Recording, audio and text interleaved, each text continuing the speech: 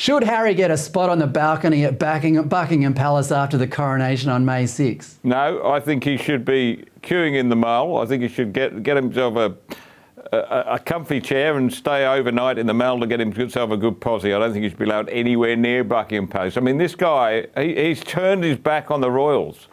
He's performed a huge disservice to them, all in pursuit of his wife's own vanity, as far as I can see. So, I guess there'll be a diplomatic kind of response to this from the palace, but that would be, if it was up to me, that's what I'd do. I'd say, mate, join the queue on the Mall and just see if you can get your head over the top of somebody else and catch a glimpse of our great and glorious king and Queen passing by.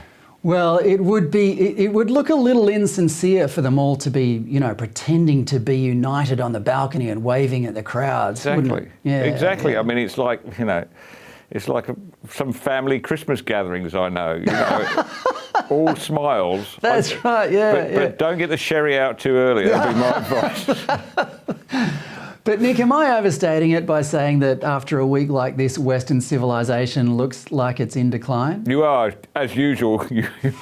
I fear you've let your pessimism get the better of you. I mean, yes, I think this alliance between the BRIC alliance, this brick in the wall between Brazil, Russia, and China is a dangerous thing. But then any closed trading bloc is dangerous, and in the end doesn't work for anybody's benefit. It might work for the short-term gain of the countries that lock in those deals, but as we saw with European Union, in the end the people themselves get impoverished because free trade, that magical thing that Adam Smith praised in the early 1770s in the Wealth of Nations, it continues to produce the wealth of nations, and that's where Australia's flourishing.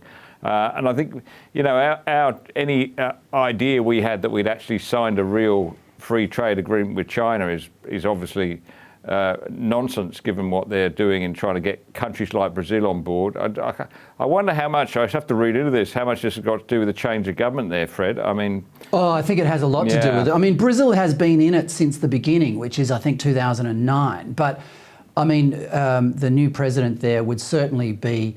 agitating for it to grow because he's very anti-West. But it's good of you to bring up Adam Smith because, I mean, commerce is one thing, but commerce without freedom is not commerce at all. I mean, where's the spirit of innovation and the freedom and the freedom to explore and trade and so on?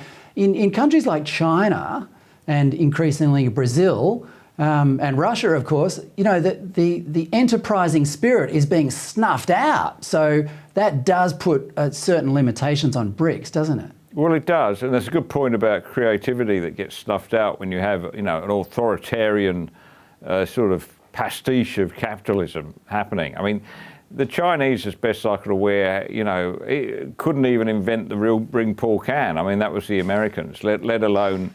the iPhone, these wonderful little things brought to you by capitalism. It's impossible to see how that degree of creativity and lateral thinking could be allowed to flourish